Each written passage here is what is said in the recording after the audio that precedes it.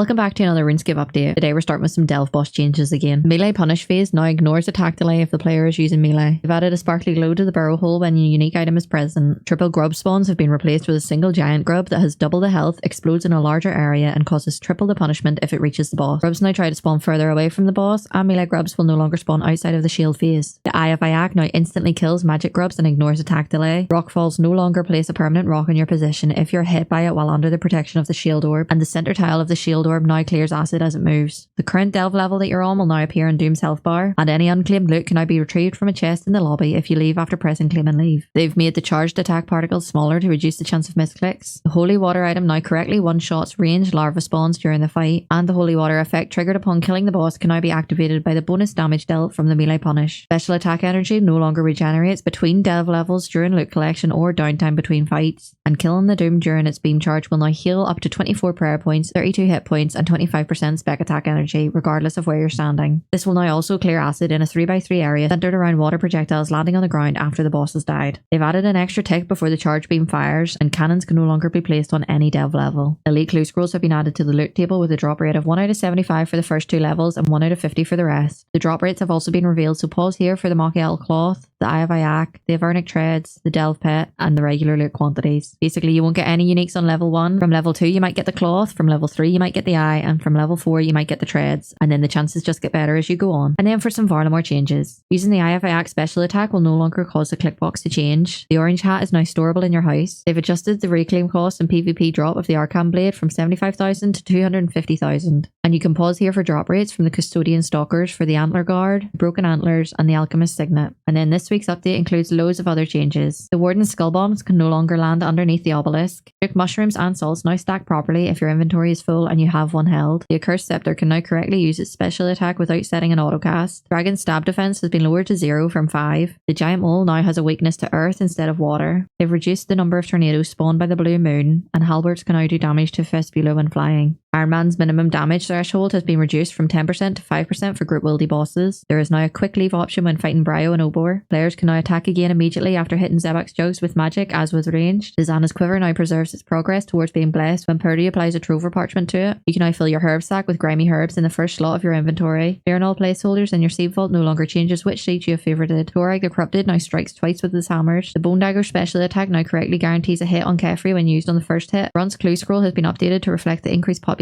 in his town. They've capped the in-game frame rate to your display refresh rate, and they've also added new game worlds to meet the new demand and converted some free-to-play worlds to members worlds. Also, the sale and stress test has been delayed to Thursday the 14th of August, and that is all for today. Thank you so much for watching, and I'll see you again next week.